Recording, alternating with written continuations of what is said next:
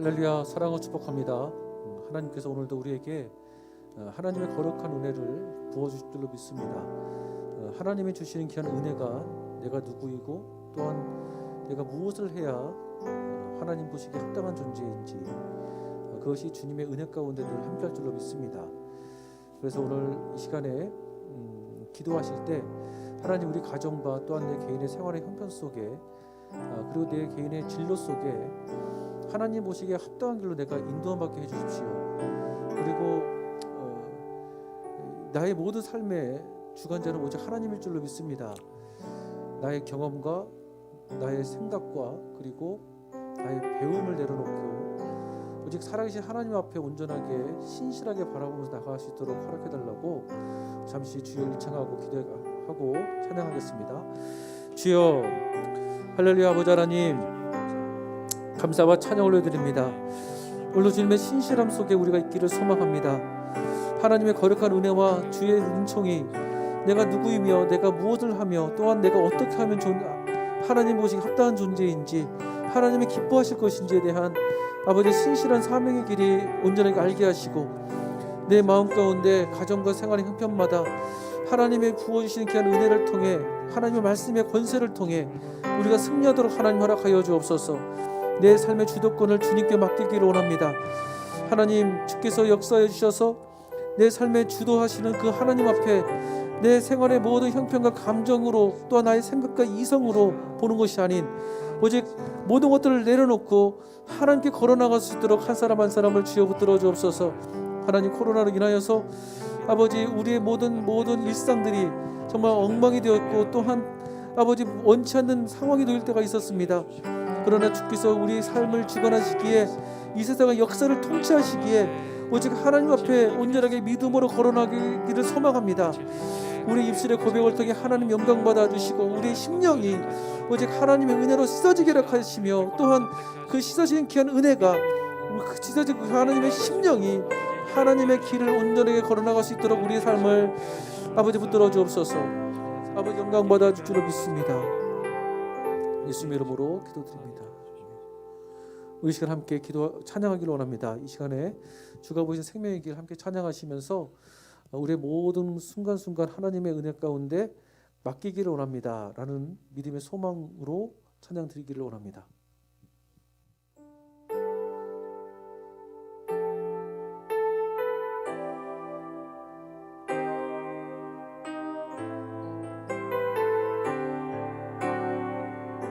고백합니다. 주가 보이신 생명의 길 나 주님과 함께 상한 마음을 들이며 주님 앞에 나가리. 나의 의로움이 되신 주 그 이름 예수 나의 길이 되신 이름 예수 나의 길 오직 그가 하시다니 나를 단련하신 후에 내가 정금같이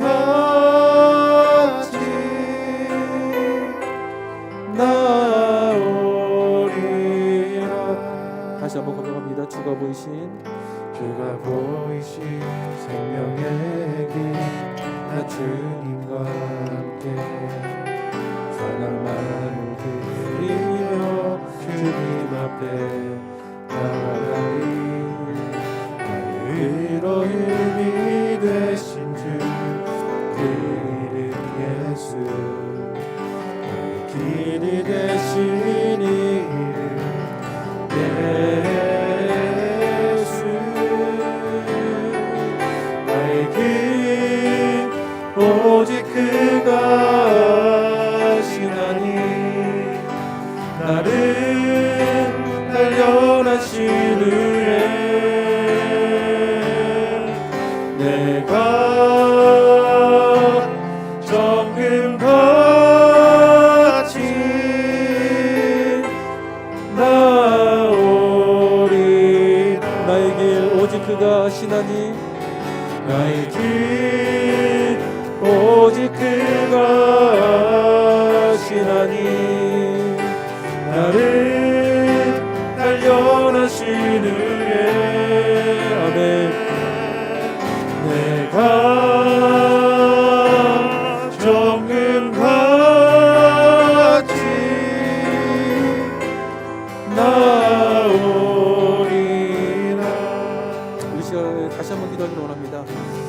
여러분, 요즘 순간순간마다 흔들리는 사람이 있는지 모르겠습니다.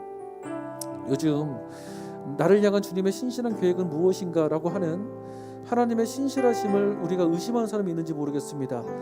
또한 나를 향한 주님의 때는 언제인지 그 때가 답답해서 마음의 고통스러움을 느끼는 사람이 있는지 모르겠습니다. 우리 이 시간에 기도하기를 원합니다. 이 시간에 기도할 때 하나님, 그런 내가 하나님의 은혜 가운데 주를 바라볼 수 있도록 은혜를 부어주시옵소서. 오직 성령의 충만함을 허락하여 주옵소서. 주를 청하며 다시 한번 기도하겠습니다.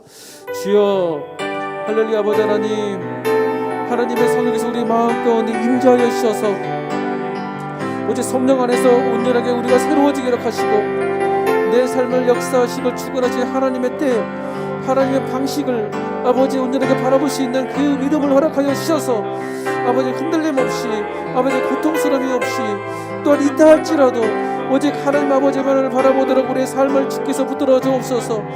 하나님의 손에 우리 한 사람 한 사람을 내맡기를 원합니다. 여러 가지 가정과 생활의 범사마다 주님의 은혜가 늘 함께할 줄로 믿습니다. 주여 붙들어 주옵시고 주여 성령님 인도하여 주셔서 내 삶에 신실하신 주님의 은혜 가운데 온전하게 우리가 서 있기를 소망하오니 아버지, 우리는 부족합니다. 하나님, 우리는 연약합니다. 주님의 신실하신 도우심이 필요합니다. 주여 도와주옵소서. 우리 한 사람 한 사람 서로 만나지도 못한다 할지라도 허락하신 그 장소에서 허락하신 은혜가 물붓듯 부어주셔서 예수 그리스도의 이름으로 온전하게 인도받아서 우리를 붙들어 주옵소서. 그 목전에서 그 예수 앞에 온전하게 우리가 승리하도록 하나님 인도하여 주시옵소서. 홀로 찬양받을 줄로 믿습니다. 홀로 영광받아 주옵소서. 예수 이름으로 기도드립니다. 아멘. 함께 다시 한번 찬양하겠습니다. 나의 반석이신 하나님. 우리 힘차게 박수 치시면서 찬양합니다. 나의 반석이신, 나의 반석이신 하나님, 행하신 모든 것 완전하시네. 아멘. 나의 생명 되신 하나님, 내게 행하신 일 찬양합니다. 신실하신 하나님, 실수가 없으신 좋으신 나의 주, 신실하신 하나님, 실수가 없으신 좋으신 나의 다시 한번 찬양합시다. 나의 반석이신, 나의 반석이신 하나님, 행하신 모든 것 완전하시네. 아멘.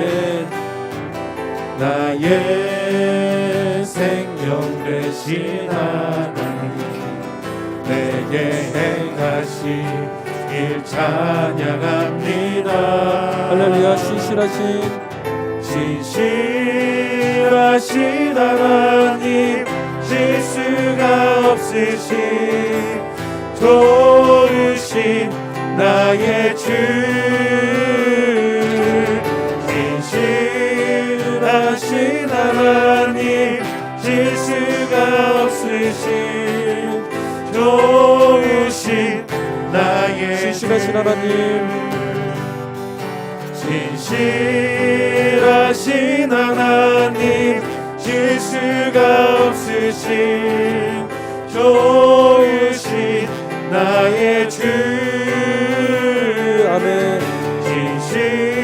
신실하신 하나님, 실수가 없으신 좋으신 나의 주. 아멘. 할렐루야. 하나님께 영광의 박수 올려드립시다. 아멘. 다 같이 사도신경으로 신앙 고백 드리시겠습니다. 전능하사 천지를 만드신 하나님 아버지를 내가 믿사오며 그 외아들 우리 주 예수 그리스도를 믿사오니 이는 성령으로 잉태하사 동정녀 마리아에게 나시고 본디오 빌라도에게 고난을 받으사 십자가에 못 박혀 죽으시고 장사한 지 사흘 만에 죽은 자 가운데서 다시 살아나시며 하늘에 오르사 전능하신 하나님 우편에 앉아 계시다가 저리로서 산자와 죽은 자를 심판하러 오시리라. 성령을 믿사오며 거룩한 공예와 성도가 서로 교통하는 것과 죄를 사하여 주시는 것과 몸이 다시 사는 것과 영원히 사는 것을 믿사옵나이다. 아멘. 우리 사무엘상 30장 7절에서 10절까지 보겠습니다.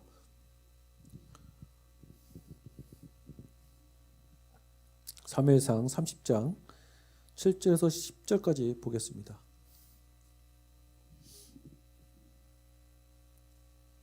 찾으셨어요? 3상 사무엘상 30장 7절에서 10절까지 말씀 제가 대표로 봉독하겠습니다. 다윗이 아히멜렉의 아들 제사장 아비아달에게 이르되 원하건대 에봇을 내게로 가져오라. 아비아달이 에봇을 다윗에게로 가져가매 다윗이 야훼께 묻자와 이르되 내가 이 군대를 추격하면 따라잡겠나이까 하니 여호와께서 그에게 대답하시되 그를 쫓아가라. 내가 반드시 따라잡고 도로 찾으리라. 이에 다윗과 또 그와 함께한 600명이 가서 부솔 시내에 이르러 뒤떨어진 자를 거기 머물게 했으되 곧 피곤하여 부솔 시내를 건너지 못하는 200명을 머물게 했고 다윗은 400명을 거느리고 쫓아가니라. 아멘. 여러분 잘 지내시죠? 하나님의 은혜와 축복이 늘 함께할 줄로 믿습니다. 우리 코로나가 요즘 많이 심해지고 있는데 심해진 만큼 더욱더 우리에게 미래를 준비하고 영혼을 충전할 수 있는 시간이 되리라 믿습니다. 오늘 주시는 귀한 하나님의 말씀을 붙들고 내 삶의 자리에서 주시는 주의 음성이 하나님의 선한 목자가 될 줄로 믿습니다. 한번 따라해볼까요? 영광스러운 장소. 영광스러운 장소라는 제목으로 하나님의 말씀 잠시 나누겠습니다. 성경에서는 영적인 가르침, 그러니까 사랑과 영광과 용기나 숭배 이런 것들을 가르치실 때 나오는 아주 중요한 패턴들이 있습니다. 여러 가지가 있지만 오늘 말씀에서 이렇게 보면 이 패턴이 어느 한 장소, 이 장소를 가르쳐 주시고 이 장소에서 있었던 일들을 말씀을 하시면서 바로 그 장소에서 있었던 일들을 통해서 우리에게 영광과 용기와 숭배와 사랑과 은혜의 좋은 영적 가르침을 성경에서 가르쳐주고 있다는 것이에요.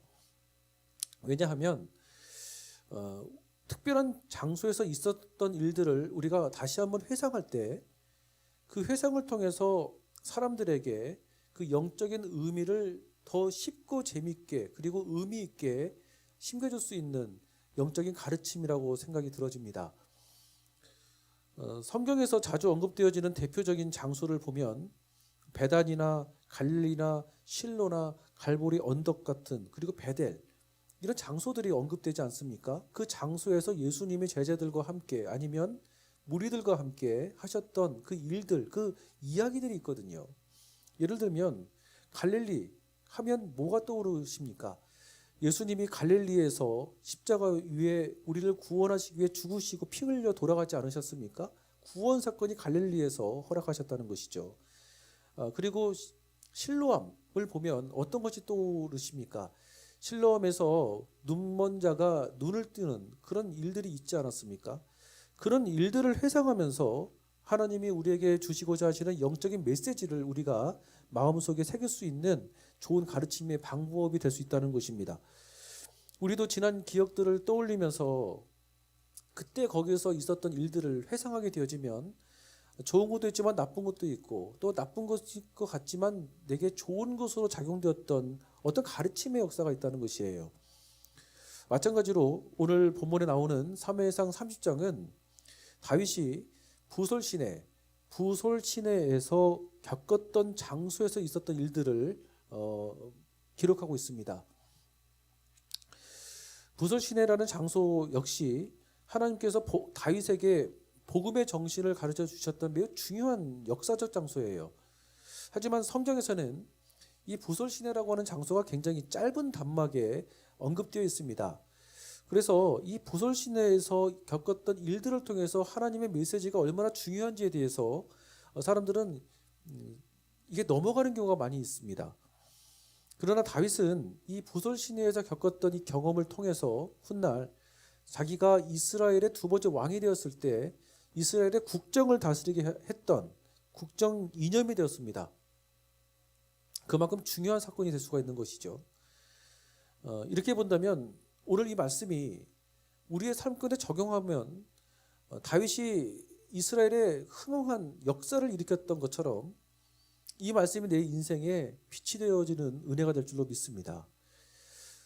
그렇다면 오늘 다윗은 이 부솔 시내에서 무엇을 겪었고 그리고 겪었던 그 일들을 통해서 하나님의 메시지가 무엇이었는지 그것을 우리가 함께 나누도록 하겠습니다. 첫째는 내면색의 기초를 세웠던 장소가 바로 이 장소였습니다. 한번 따라 볼까요? 내면색의 기초. 아멘. 오늘 말씀의 배경은 이렇습니다. 다윗과 600명의 부하들은 가족과 아이들을 무방비 상태로 두고는 그 두었던 장소가 시글락이라는 장소였습니다. 이 시글락에 두고는 군사 작전을 위해서 가드의 아기스 왕과 함께 먼 길을 떠났던 상태였습니다. 그러니까 장소에 다 텅 비어 있던 것이었죠. 그런데 이때 이스라엘의 오랜 원수 관계였던 아말렉, 이 아말렉이 쳐들어와서는 여자들과 아이들을 노략질하고 그리고 그들을 노예로 끌고 갔던 상황이 되었습니다. 다윗의 부하들이 다시 시글락에 돌아왔었을 때 자신들을 기다리고 있었던 것은 가족들이 아니라 폐허가 된 집들 뿐이었습니다. 그리고 소중한 가족들과 이별을 해야 되는 아픔의 현실을 겪을 수밖에 없는 상황이 바로 오늘 본문의 배경들입니다. 사실 다윗은 사울의 추적 때문에 무려 10년간 광야 생활을 하면서 흔히 사회에서 소외되고 어려운 사람들을 만나왔던 생활을 갖고 있었습니다. 그래서 만났던 사람들이 모여져 보니까 600명의 사람들이 되었던 것이에요. 600명이 되기 전까지 얼마나 많은 일들이 다윗과 함께 있었겠습니까? 그들이 다윗을 처음 만났을 때는 환난당한 자, 아픈 자, 빚진 자, 마음이 원통한 자들 그런 상태였었는데 서서히 그들과 함께 우정을 다스리고 세워나가는 사랑의 공동체가 되어졌던 과정들이 바로 이 말씀의 배경 속에 있습니다. 그런데 이번 아말렉 사람들이 침공으로 겪게 된 재앙 때문에 그들의 집뿐만 아니라 그동안 서서히 형성되었던 사람들과의 신뢰관계가 무너졌고 게다가 그들을 인도하셨던 하나님을 바라보는 신앙마저도 완전히 꺼져버렸던 상황에 이르게 되었습니다.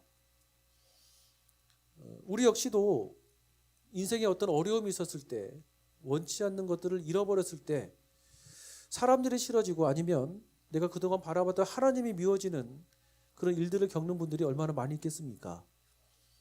600명의 부하들은 사실 절망에 휩싸였습니다. 그 절망은 다윗을 향해 거대한 분노감으로 이제 이어지기 시작해요. 여러분 믿었던 사람한테 배신을 받은 경험을 해본 적 있는지 모르겠습니다. 우리가 그동안 함께 지내왔던 시간들 그 속에서 얼마나 소중한 것들이 마음속에 쌓여져 있겠습니까? 근데 우리의 관계가 결국 이 정도밖에 되지 않았었나 라는 생각이 들어본 경험이 살면서 있었는지 모르겠습니다. 서로 좋았을 때는 그렇게 좋은 목사님이라고 칭찬하고 인정해 주더니만 관계가 틀어지기 시작하니까 그런 목사님이 없다고 그런 나쁜 목사님이 더 이상 없다고 할 정도로 정말 마음에서 사람이 싫다 더 이상 믿지 못하겠다 라는 생각을 갖게 된 경험도 저에게도 있습니다. 다윗이 딱 그 상황이었어요. 다윗이 그런 아픔을 갖고 있는 현실이었습니다. 자기들의 신세가 다윗 때문에 이렇게 되었다는 것입니다. 다윗을 원망했던 것이에요. 가족들이 헤어지게 되어지고 가지고 있는 형편이 잃어버린 것이 어떻게 결국 다윗이 이렇게 해서 모든 원망이 된 건 아니잖아요. 심지어는 그들의 분노가 얼마나 하늘을 치솟았는지 다윗을 돌로 쳐 죽일 정도까지 이르게 되었습니다. 그 광경을 봤던 다윗은 어떤 심정을 느꼈을까요? 여러분들은 다른 사람들에게 원망을 많이 해본 경험이 있는지 모르겠습니다. 엄마 때문에 내가 이렇게 됐어. 엄마가 나한테 인생에서 해준 게 도대체 뭐가 있어? 아빠가 나한테 도대체 관심을 가져준 건 뭐가 있어? 이런 거 여러분들이 자라오면서 부모에게도 하신 적도 있겠지만, 아니면 여러분의 자녀가 여러분에게 그런 말을 했는지는 모르겠습니다. 그때 여러분의 심정이 어떠시던가요? 무너지는 심정 아니었던가요? 가슴이 찢어지는 심정 아니었던가요? 한 달 전쯤에 우리 아들이 우리 아내에게 말다툼을 하더니만 엄마가 나한테 해준 게 뭐가 있어? 라고 하더라고요. 그때 우리 아내가 엄청 우는 거예요. 억울해가지고. 사실 그런 말 들을 때 얼마나 마음이 억울합니까? 나는 최선이었는데. 내가 그때 그렇게 하려고 했는데 결국 당신 때문에 내가 이것밖에 되지 못했다고 혹시 아내에게 원망을 돌린 적이 있는지 모르겠습니다.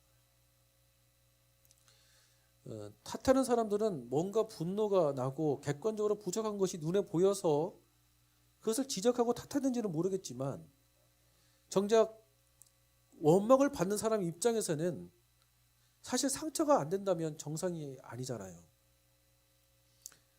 목사한테 원망을 한다거나 선생님한테 원망을 한다거나 단순히 부모에게 원망을 한다거나 어떤 권위자에게 막연한 원망을 갖고 있는 경우가 사실 우리 안에 많이 있습니다. 다윗도 딱 그런 상황이었습니다. 놓여지는 모든 상황이 그의 책임만은 아니었거든요. 그런데 다윗은 어찌됐든 간에 그들의 지도자였고 마을을 무방비 상태로 두고 떠난 책임은 또 내게 있다라고 하는 것을 또 부인할 수도 없는 현실적인 실정이었습니다. 다윗은 이런 현실적인 상황 때문에 마음이 얼마나 힘들었겠습니까? 다윗이 느끼기에도 이 마을에는 앞으로 더 이상 희망이 있을까라는 생각이 그도 사람인데 왜 들지 않았겠습니까? 밖에 있는 상황보다는 내부의 현실이 얼마나 중요한지 다윗은 경험에서 많이 알았을 겁니다. 아무리 여러분 환경이 힘들어도 마음이 지켜지면 내 인생이 책임져지게 되어집니다. 근데 환경이 부해도 마음이 뺏기고 무너지게 되어지면 모든 것들이 싫어지는 일들이 얼마나 많이 있습니까? 제가 유튜브 영상을 보는데 저는 개인적으로 강아지 별로 안 좋아해요. 고양이도 별로 안 좋아해요. 근데 강아지가 주인한테 마음을 다친 강아지 영상을 본 적이 있는데 그 강아지 자식이 좀 병이 아파 힘들었을 때 사람 집주인이 자기 자식을 돌봐주지 않아서 결국 그 강아지가 죽게 된 거예요. 그러니까 엄마 강아지가 얼마나 마음이 힘들었겠어요. 마음을 다친 거예요. 그것을 모르고 지냈던 집주인이 그 마음을 만져줬어요. 그랬더니 그 강아지가 노래를 부르더라고. 나 그 영상을 보는데 너무너무 신기한 거예요. 사람도 그렇고 동물도 그렇고 생명이 있는 것은 일단 마음이 다치게 되어지면 여러모로 참 노래가 나올 일들이 없는 것 같습니다. 근데 환경이 어려워도 마음이 지켜지고 마음이 즐거우면 사람은 노래 부르면서 살 수 있게 되어지더라고. 내 마음을 인정해주고 이해해주고 지지해주는 누군가가 있을 때 사람은 다시 한번 해보자라고 하는 그 마음의 소망이 일어나는 거 아니겠습니까? 그게 예수님일 줄로 믿습니다. 다윗 자신은 자신이 지도자로서 다시 새롭게 시작할 수 있을지에 대한 불확실한 마음이 자신의 마음을 짓누르게 할 수도 모릅니다. 그때 다윗은 두 가지를 선택해요. 첫째가 무엇이냐면 하나님께 기도를 선택합니다. 사무엘상 30장 6절에 보니까 백성들이 자녀들 때문에 마음이 슬퍼서 다윗을 돌로 치자 하니 다윗이 크게 다급하였으나 그의 하나님 야훼를 힘입고 용기를 얻었더라 라고 말씀합니다.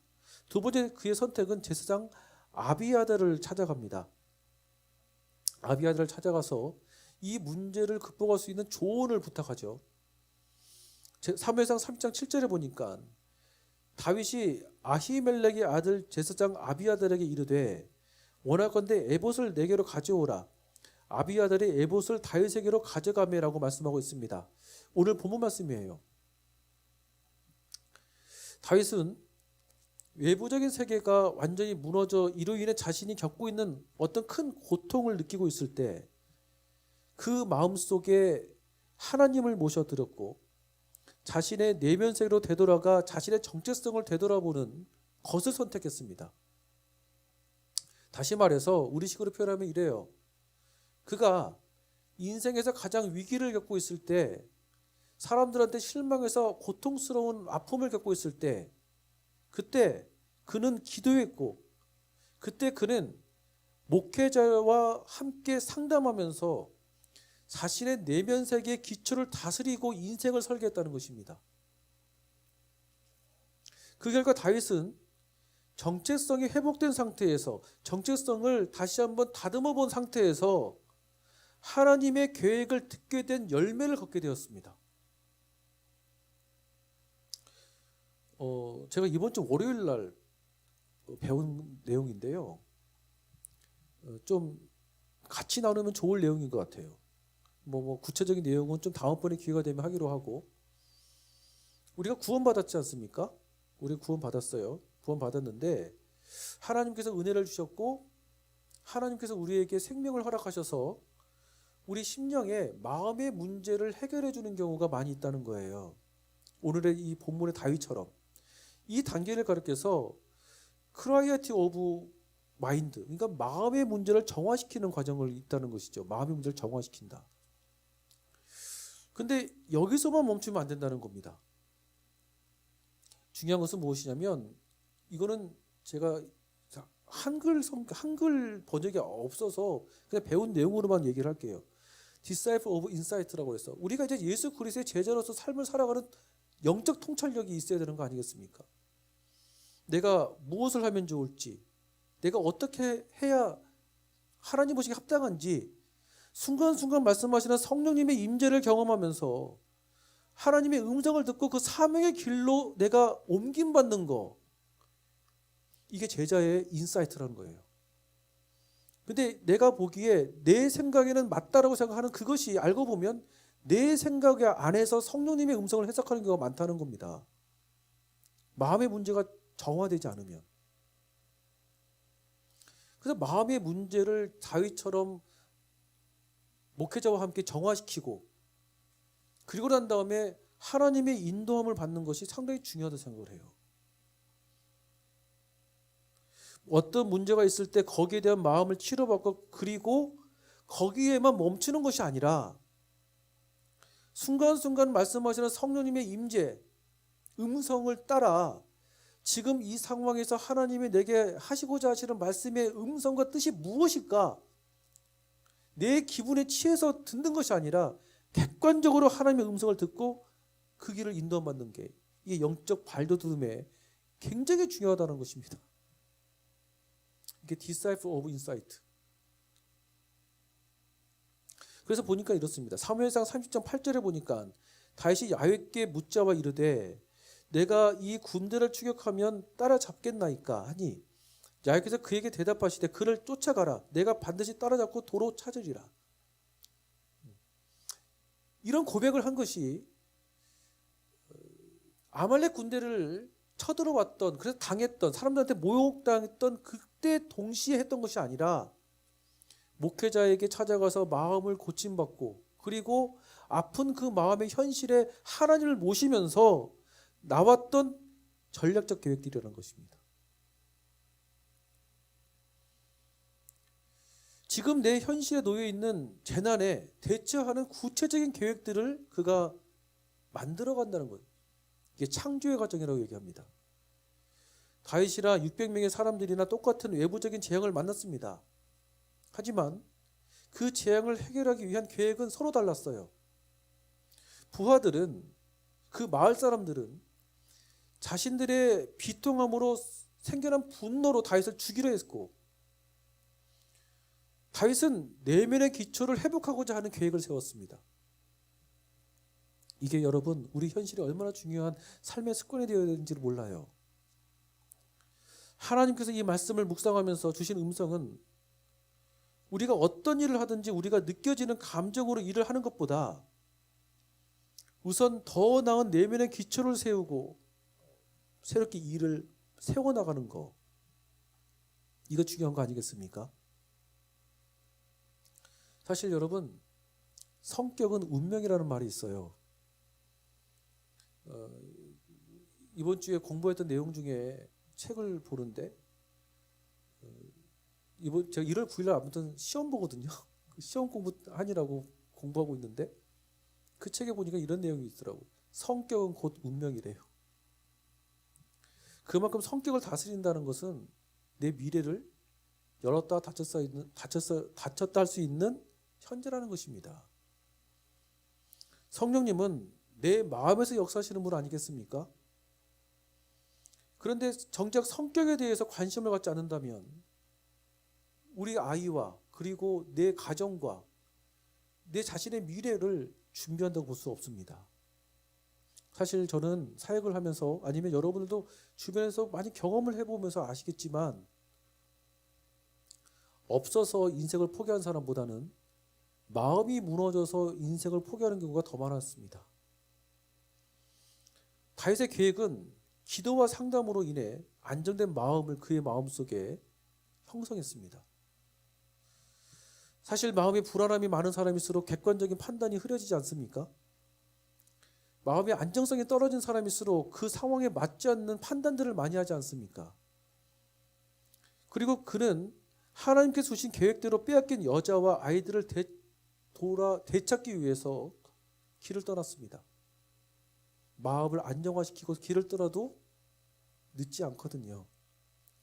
지금 당장 얻는 것이라고 해서 빠른 것 같아도 사실 마음이 조급해서 시작하는 것은 결코 좋은 결과를 기대할 수가 없는 것 같습니다. 여러분, 요즘 삶의 현실 어려운 것들이 많이 있지 않습니까? 마음을 지키기 어려운 사람들이 있습니까? 우리 함께 주님 앞에 마음을 지키고 하나님께 온전한 인도함 받는 은혜가 있기를 축복합니다. 그래서 그 상태로 떠났던 길이 오늘 본문에 나오는 부솔시내라는 장소예요. 부솔시내. 두 번째로 보면 이렇습니다. 하나님이 경험한 하나님을, 다윗이 경험한 하나님을 이렇게 전하는 것입니다. 다윗이 경험한 하나님. 이게 두 번째 대지입니다. 다윗의 600명 부하는 아말렉 약탈자들을 추적하기에는 너무 상황이 열악한 상태였습니다. 왜냐하면 전선에 나가 블레셋과 연합해서 전투를 벌이고 돌아온 지가 얼마 안 됐었거든요. 자기뿐만 아니라 함께했던 수하들이 다 지쳐있는 상황이었습니다. 게다가 폐허가 된 자신들의 집들을 보면서 그들의 마음에 사기가 얼마나 떨어졌겠습니까? 다윗은 이런 상태에서 그들을 인도하였고 부솔 시내에 도착했습니다. 하지만 이 지점에 이르자 더 이상 탈진이 되어서 그들의 부하들과 함께 목표를 가기에는 어려운 상황이었어요. 다윗은 이런 현실에서 탈진된 200명의 부하는 부솔 시내에 그대로 남겨두고 나머지 400명의 부하로 아말렉 약탈자를 공격하기 위해서 길을 떠납니다. 다윗은 객관적인 현실의 조건을 부인하지 않았습니다. 객관적인 현실을 부인하지 않으니까 현실에 맞는 전략이 나오는 거 아닙니까? 여러분의 개인의 형편들이 있을 때, 그 어려움들이 있을 때, 나의 약함이 있을 때 그것을 받아들인다는 것은 쉽지가 않습니다. 그런데 나의 객관적인 현실을 받아들이고 객관적으로 생각할 때 객관적으로 내가 어떻게 삶을 누리면 좋을지에 대한 전략들이 나온다는 거예요. 마음속에서는 다 부자 되고 싶고 생각 속에서는 다 유명해지고 싶은 마음은 다 마찬가지거든요. 객관적인 현실을 부인하면 절대 안 됩니다. 3일상 30장 9절에서 10절에 보니까 이에 다윗과 또 그와 함께 한 600명이 가서 부솔 시내에 이르러 뒤떨어진 자기 뒤떨어진 자를 거기 머물게 했으며 곧 피하되 보솔 시내를 건너지 못하는 200명을 머물게 했고 다윗은 400명을 거느리고 쫓아가니라. 600명 중에 200명은 쉬게 했고 나머지 400명으로 전략을 짠 것이죠. 400명의 부하를 데리고 사막의 깊은 곳까지 자신들의 원수를 쫓고 있을 때 반쯤 죽어 보이는 어느 한 소년을 보게 되어집니다. 다윗과 그의 400명의 부하들은 그 버려진 소년에게 물과 음식과 포도주와 무화과를 먹게 했어요. 그런데 알고 보니까 그 소년은 자신들이 쫓고 있었던 그 아말렉 왕의 부하였습니다. 아말렉 왕이 자신에게 성가신 존재가 이제 병들자, 자신의 종이 이제 병들자, 성가시잖아요. 귀찮아지잖아요. 버리고 간 거예요. 사람은 이렇게 살면 안 되는 것 같아요. 필요에 의해서 사람들을 만나려고 하면 안 되는 것 같아요. 필요할 때는 연락하고 필요 없으면 연락 끊고, 이건 잘못된 생활 형편인 것 같습니다. 3회상 30장 13절에서 14절에 이렇게 말합니다. 다윗이 그에게 이르되 너는 누구에게 속하였으며 어디에서 왔느냐 하니 그가 이르되 나는 애굽 소년이요 아말렉 사람의 종이더니 사흘 전에 병이 들매 주인이 나를 버렸나이다. 우리가 그렛 사람의 남방과 유다에 속한 지방과 갈렙 남방을 침노하고 시글락을 불살랐나이다 라고 말씀하고 있습니다. 여러분, 다윗도 광야 생활을 한 지 얼마 안 된 사람이었습니다. 오늘 본문의 배경 속에서는 그래요. 그렇기 때문에 광야에서 자기가 고생해봤기 때문에 광야에서 버림받은 것이 얼마나 아픔이라는 것을 그는 알아요. 아픈 사람이 아픈 사람의 마음을 더 이해해 줄 수가 있다면서요. 제가 군대 입대할 때 잘 가라고 인사하고 헤어졌는데 부모님하고 어머니는 괜찮겠지 했는데 아버지는 차수에서 그렇게 우시더래요. 본인이 군생활을 해보니까 군생활이 얼마나 어려운지 자기가 경험해봤거든요. 버림받은 사람이 버림받은 사람의 마음을 이해할 수 있습니다. 왜냐하면 그 사람을 보면 마치 나를 보는 것 같거든요. 그러면 마음도 아파지고 기도하게 되어지고 손을 더 내밀게 되어지잖아요. 시편 36편을 보면 이런 내용들이 나옵니다. 다윗이 광야 생활이 얼마나 고통스럽고 아팠었는지 다윗의 그 고통스러운 심정에 대해서 고백하는 내용들이 나와요. 그게 11절에서 10절에서 11절의 내용들인데 이렇게 되어 있습니다. 주를 아는 자들에게 주의 인자하심을 계속 베푸시며 마음이 정직한 자에게 주의 공의를 베푸소서. 교만한 자의 발이 내게 이르지 못하게 하시며 악인들의 손이 나를 쫓아내지 못하게 하소서. 다윗의 마음의 상태를 고백한 겁니다.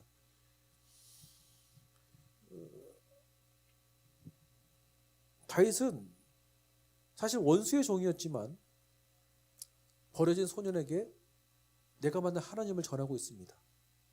내가 광야에서 주님께 체험을 경험했던 것처럼 내가 너한테 그대로 해줄게. 그것을 지금 광야에서 지금 하고 있는 거예요.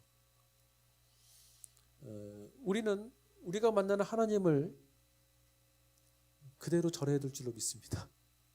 사실 이게 전도 아니겠습니까?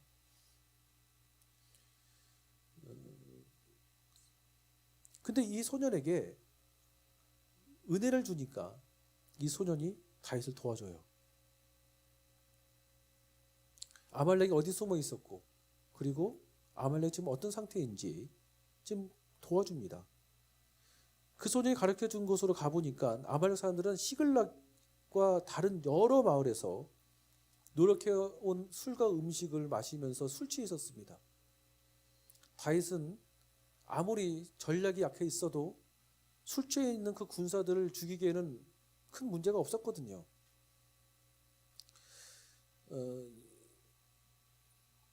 여러분, 어느 목표를 이룬다는 것은 그 목표를 이루기까지 내가 미처 인식하지 못했던 나의 좋은 습관들의 결과래요.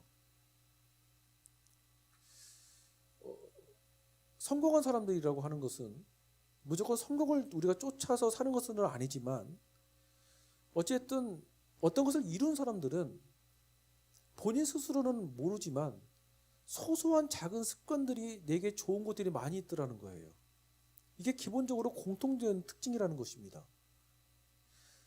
사실 내가 내 자신을 바라봤을 때는 나쁜 것만 있다고 생각하는지는 모르겠지만 생활의 습관들을 보면 너무너무 좋은 것들이 많이 있더라는 거예요.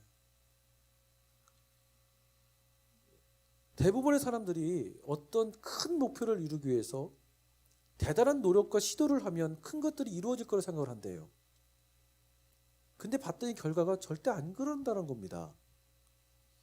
그래서 예를 들어서 이렇게 표현을 하더라고요. 윷놀이 있지 않습니까? 목에 걸린 목. 좋은 높은 숫자를 점수를 내기 위해서 사람들이 하는 액션이 과하게 행동을 해가지고 딱 높이 윷을 던지면 점수가 높아지겠지. 그래서 확 던진대요. 확 던진다고 해서 무조건 점수가 높은 건 아니거든요.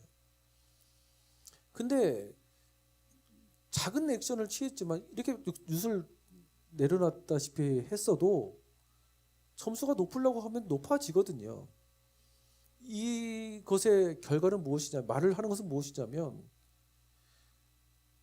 큰 액션을 하나 작은 액션을 하나 결과는 반반이라는 겁니다. 작은 것 같지만 내 일상에서 만날 수 있는 작은 일들, 소소한 일들,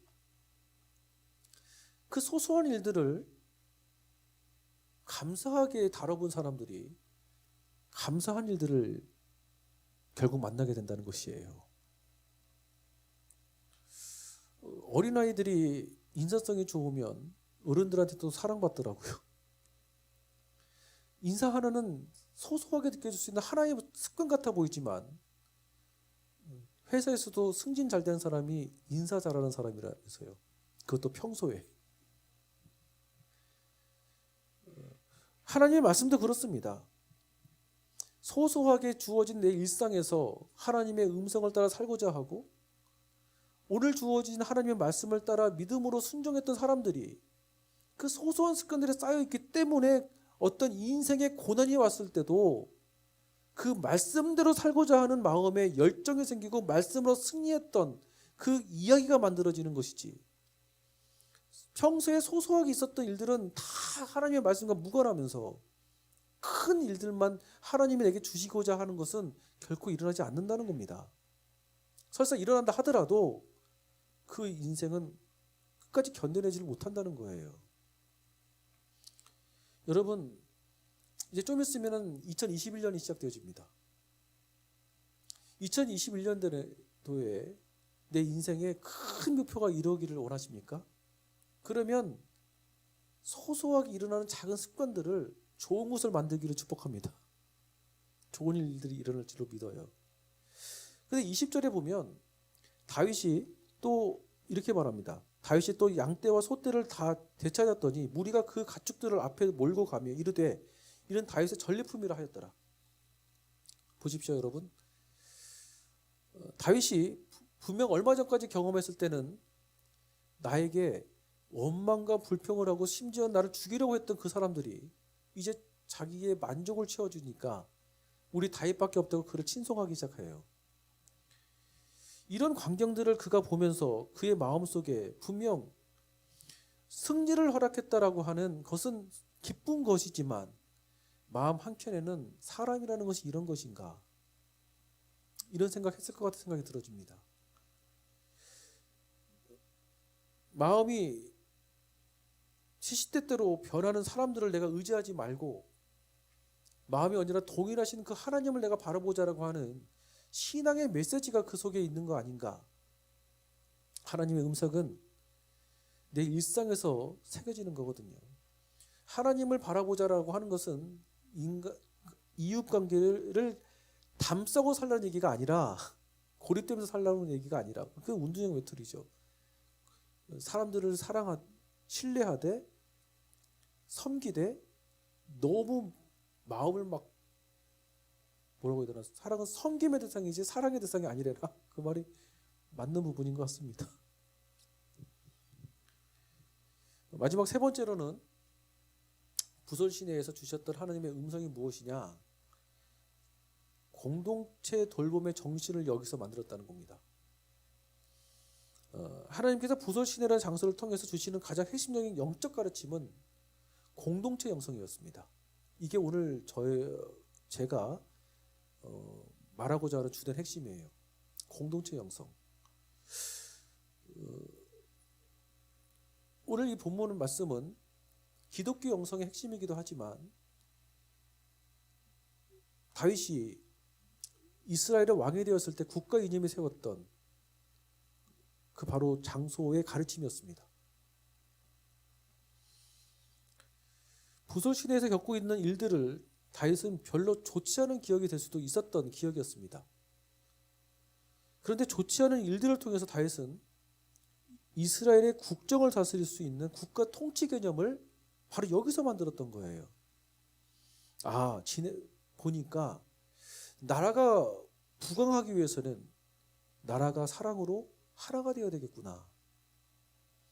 이 국가 이념을 이스라엘에게 심어주기 시작하는 겁니다. 심어졌더니 군사적으로도 그렇고 경제적으로 그렇고 이스라엘 역사를 봤을 때 다윗이 왕이 됐을 때만큼 이스라엘 역사에 찬란함이 없었다고 하지 않습니까? 여러분, 사랑으로 하나 되는 여러분의 가정이 되기를 축복합니다. 여러분, 우리 교회가 흩어졌던 마음들이 모아지는 은혜가 있기를 축복합니다. 뿐만 아니라 우리 청장년 선교회가 사랑으로 연합되어지는 은혜가 있기를 축복합니다. 떠났던 자들이 돌아오고 또한 남아있는 자들이 회복되어지는 건 정말 중요한 거지만 중요한 것은 이 공동체 자체가 하나가 되어야 되는 것이 중요한 거 아니겠습니까? 다윗이 여기서 이스라엘의 국가 이념을 만들었다는 거예요. 중요한 것은 무엇이냐? 힘들고 어려웠던 상황에서 그것을 배웠다는 겁니다. 여러분, 내 인생에서 늘 좋은 일들만 일어나기를 바라는 마음은 다 있는 마음이겠지만 때로는 객관적으로 보기에 인간적으로 생각하기에 불편한 현실이 닥쳐오고 어려움이 닥쳐왔을 때에도 내가 성장하고자 배우고자 한다면 그 속에서 하나님의 주실 메시지가 있다는 것입니다. 다윗이 여기서 국가 이념을 만들 거라고 그가 어떻게 생각했겠습니까? 첫 출발은 하나님을 그 아픈 마음의 현실에 모셔드리고 목회자와 만나 자신의 마음을 토로했습니다. 그리고 두 번째로는 객관적 상황을 인식하다 보니까 그대로 받아들이다 보니까 감정에 충동적으로 행동하지 않고 그 상황에 맞는 현실적인 객관적인 판단을 하게 되어졌던 다윗을 보게 되어지고 그리고 어려운 현실로 보일 수 있는 그 상황들 속에서도 본인이 마음을 열어 배우려고 하다 보니까 거기서도 국가 이념을 만들었던 배움의 메시지가 있었던 부설 신이었다는 것이었습니다. 오늘 여러분의 장소에서 어렵게 느껴지는 장소가 어디 있습니까? 힘들다고 느낄 수 있는 사람이 있습니까? 아니면 피하고 싶은 여러분의 개인의 현실들이 있습니까? 거기서 하나님의 음성을 듣는 은혜가 있기를 축복합니다. 그래서 우리 이 시간에 찬양하기를 원합니다. 이 시간에 찬양할 때 괴로울 때 주의 얼굴 보라 이 찬양 했으면 좋겠습니다.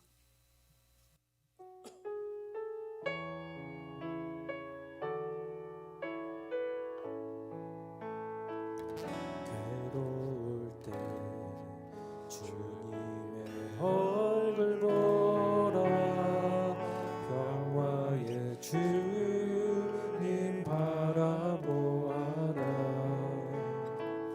세상에서 시달린 친구들아 위로의 주님 바라보아라 아멘. 눈을 들어 주를 보라 내 모든 염려 주께 맡겨라 슬플 때에 주님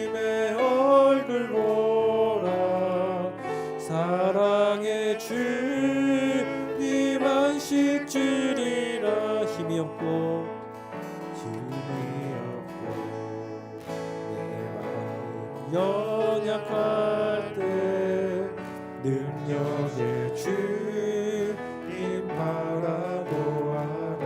아멘. 주의 이름 부르는 모든 자는 힘주시고 늘 지켜주시리. 아멘. 눈을 들어 주를 보라. 내 모든 염려 주께 맡겨라. 슬플 때에 주님의 얼굴 보라. 사랑의 주님. 우리 2절 다시 한번 합시다. 힘이 없고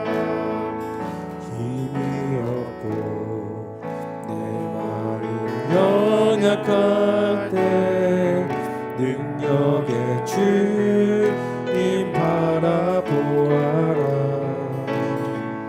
주의 이름 부르는 모든 자는 힘주시고 늘 지켜주시고. 아멘. 눈을 들어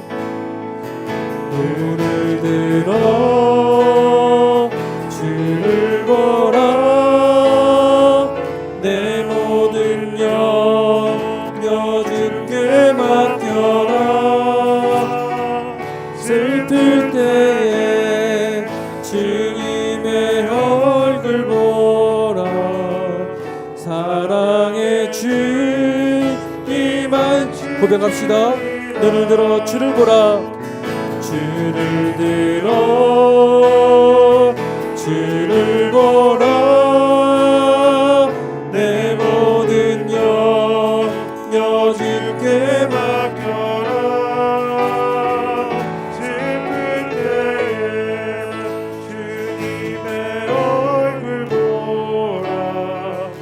사랑의 믿음으로 고백합니다. 눈을 들어 주를 보라. 아멘.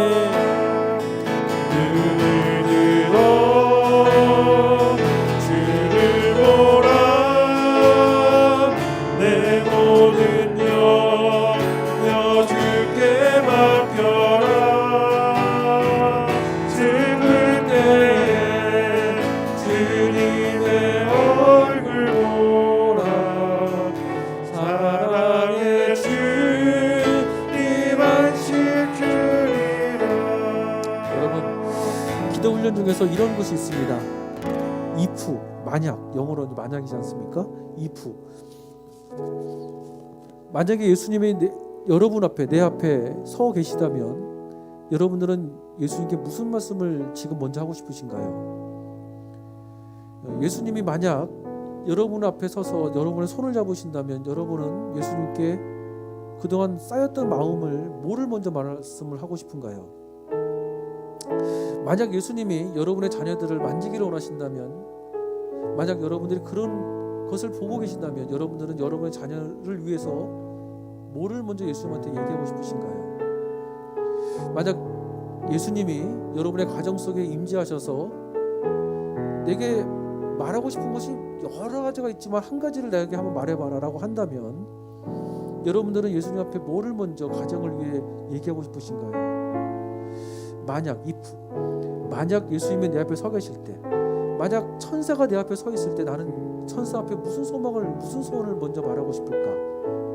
이게 굉장히 중요한 겁니다. 그래서 여러분 이 시간에 기도하기를 원합니다. 기도할 때 if, 만약 예수님이 내 앞에 서 계셔서 나를 만진다면, 소망을 말하라고 한다면 나는 뭐를 먼저 제일 말하고 싶을까? 내가 만약 예수님 앞에 나서 지금 너의 지금 마음의 아픔 아니면 마음의 상태를 아무것도 좋으니까 다 얘기해봐라 라고 할 때 여러분들은 지금 뭐를 먼저 얘기하고 싶으신가요? 그것들을 우리가 기도하면서 상상하면서 했으면 좋겠습니다. 내 마음에 성령의 타치하심이 있으면 굉장히 울림이 있어요, 이 기도가. 그리고 이것을 상상하면서도 기도해도 굉장히 마음에 울림이 있습니다.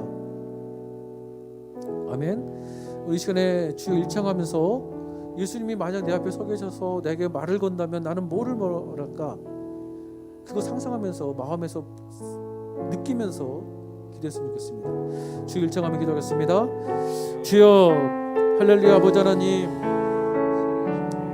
하나님의 성령님 내 앞에 계십니다. 주님이 내 앞에 계셔서 내게 말씀하시기를 원하십니다. 내 앞에 계셔서 내 손을 잡기를 원하시는 하나님,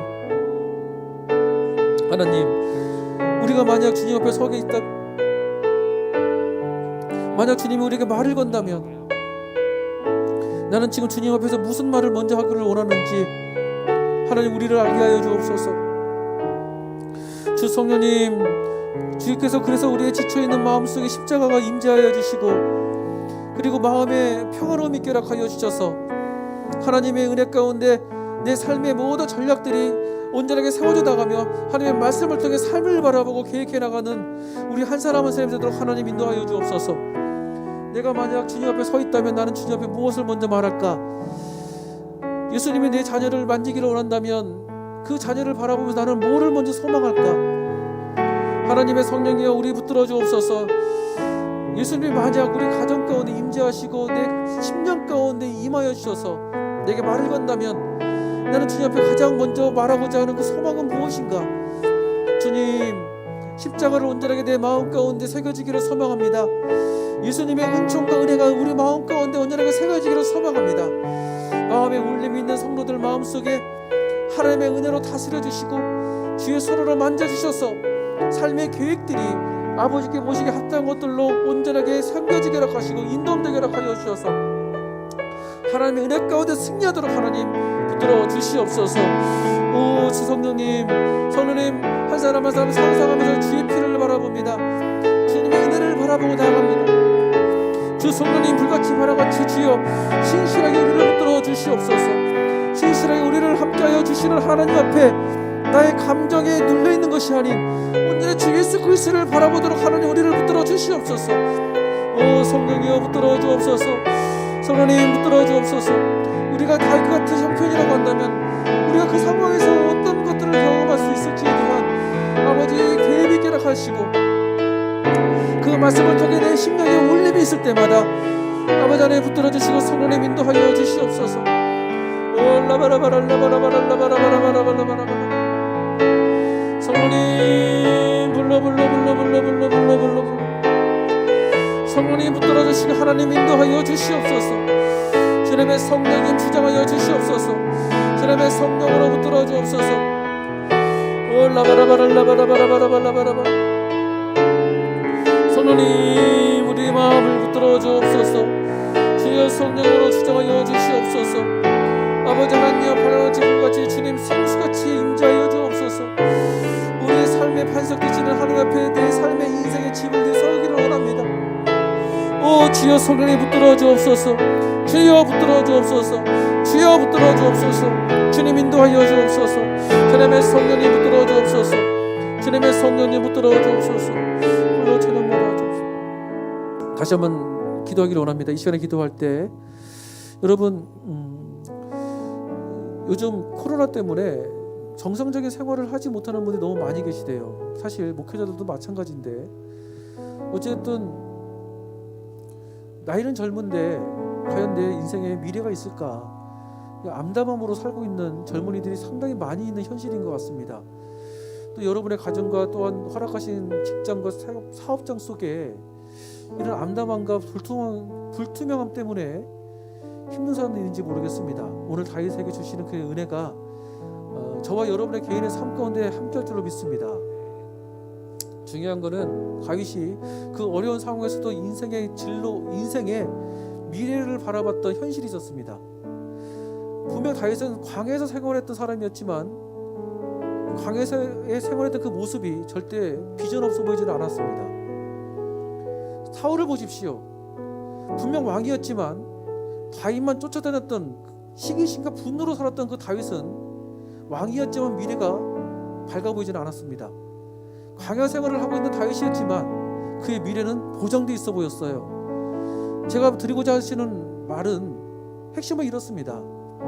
내가 지금 느껴지는 생활의 형편과 어려움이 있어서 마치 다윗이 겪고 있는 현실이 광야처럼 느껴진다 할지라도 광야를 생활하고 있는 지금의 태도를 보면 우리의 미래는 가늠할 수가 있는 것 같습니다. 그래서 여러분의 소원이 있습니다. 어떤 이루고자 하는 마음의 전략들이 있습니다.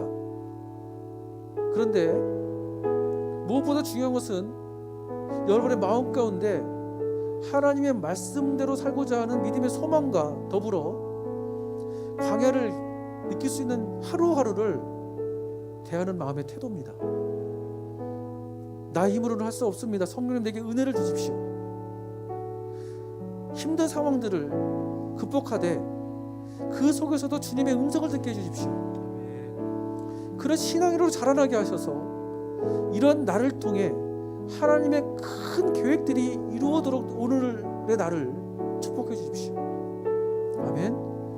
주여 3창하며 기도하겠습니다. 주여, 주여, 주여.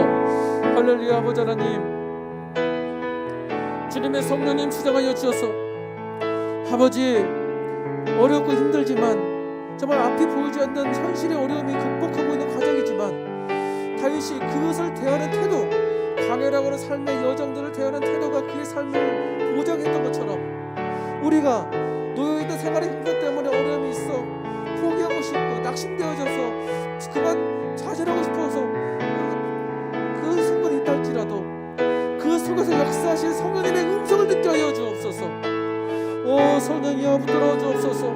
주님의 성령이여 인도하여 주옵소서. 우리의 모든 기도 제목들이 있습니다.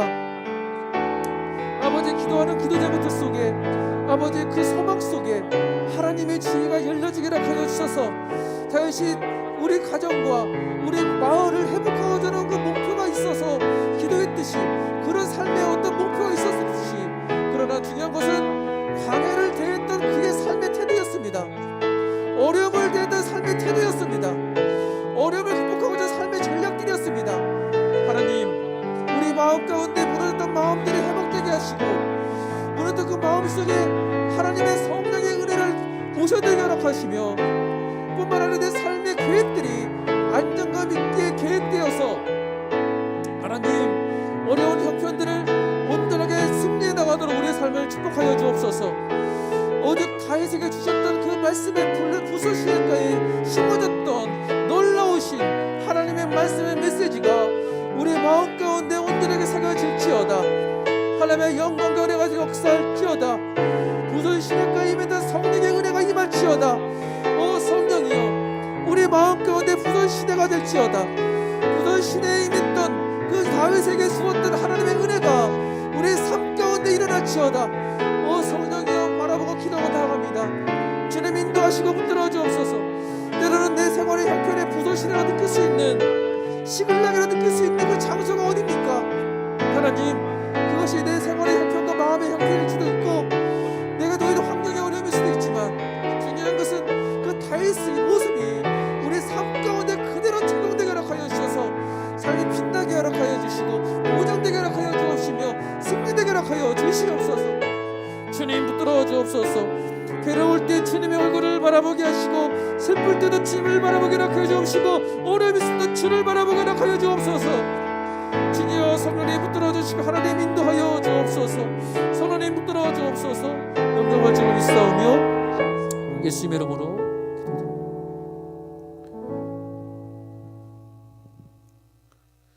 사랑의 은혜가 충만하신 하나님 아버지, 감사와 찬양 올려드립니다. 오늘 부설 시냇가에서 심겨졌던 다윗에게 그 마음 가운데 품어졌던 그 메시지들이 우리 삶 가운데 동일하게 일어날 줄로 믿습니다. 부설 시냇가의 역사가 일어날지어다. 시글락에서 임했던 그 다윗의 모습이 우리 삶 가운데 그대로 일어날 줄로 믿습니다. 마음의 형편을 재점검하고 내가 누구인지에 대한 정체성을 확립하며 그리고 내 삶에 합당한 전략들을 세웠던 그 다윗의 그 모습들이 우리 심령 가운데 그대로 일어날지어다. 하나님, 충동적으로 행동하는 것이 아니라 감정대로 사는 것이 아니라 하나님 객관적이고 이성적이며 또한 하나님을 바라볼 수 있도록 우리 삶을 붙들어 주옵소서. 슬플 때나 어려울 때나 고통스러울 때나 할 것 없이 오직 한결같이 주 예수 그리스도를 바라보도록 우리 삶을 주여 붙들어 주옵소서. 부설 시대가 역사가 일어날지어다. 하나님 마음이 지침 있는 사람이 있습니까? 예수님이 만약 우리 앞에 서 계셨을 때 나는 무엇을 말하기를 원할까? 예수님이 만약 내 앞에 서서 너의 소망을 말하라고 할 때 나는 가장 먼저 말하고자 하는 소망이 무엇인가? 하나님, 성령님이 우리 마음을 만져주시고 인도하여 주셔서 그 예수의 이름으로 승리하도록 하나님 인도하여 주옵소서. 하나님, 코로나로 인해서 생활의 질서가 무너진 사람들이 있습니까? 또한 미래가 불투명하게 느껴진 사람들이 있습니까? 그러나 오늘 주신 그 말씀의 메시지가 우리의 삶의 기초와 질서를 다시 한번 새겨지고 점검할 줄로 믿습니다. 우리에게 희망을 주시고 우리를 새 힘을 허락하여 주셔서 나도 다윗처럼 살아나갈 때 좋은 빛이 일어날 수 있다 라고 하는 삶의 결단이 새로워지게 허락하시고 삶의 의미와 의욕이 새로워지게 허락하여 주셔서 예수님이 나와 함께 계시기에 부족함이 없다라고 하는 그 다윗의 그 고백이 결국 내 삶의 고백이 될 줄로 믿습니다. 하나님, 코로나 형편 때문에 만나지는 못하지만 함께 하지는 못하지만 하나님께서 주시는 그 메시지를 함께 믿음 가운데 선포하고 나아갑니다. 장소는 떨어졌어도 주신 귀한 은혜는 이곳에 함께 있는 줄로 믿사오니 내 믿음대로 될지어다. 하나님의 나라가 임재할지어다. 홀로 찬양할 줄로 믿사오며 우리 주 예수 그리스도 이름으로 기도드립니다. 아멘.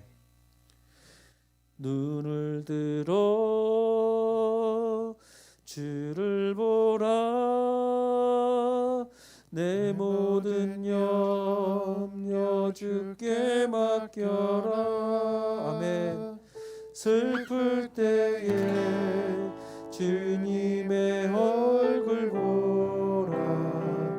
사랑의 주님 아실 줄이라. 눈을 들어 주를 보라. 아멘. 내 모든 염려 주께 맡겨라. 슬플 때에 주님의 얼굴 보라.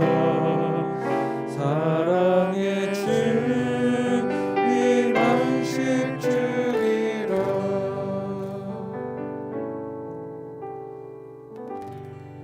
지금은 우리 주 예수 그리스도의 은혜와 아버지 하나님의 극진하신 사랑과 보혜사 성령님의 내주하시고 인도하시고 교통하신 주님의 크신 은혜가 오늘 예배를 참석한 모든 성도들의 개인, 가정, 자녀, 삶 전체 위에 지금부터 영원히 함께 있을지어다. 아멘.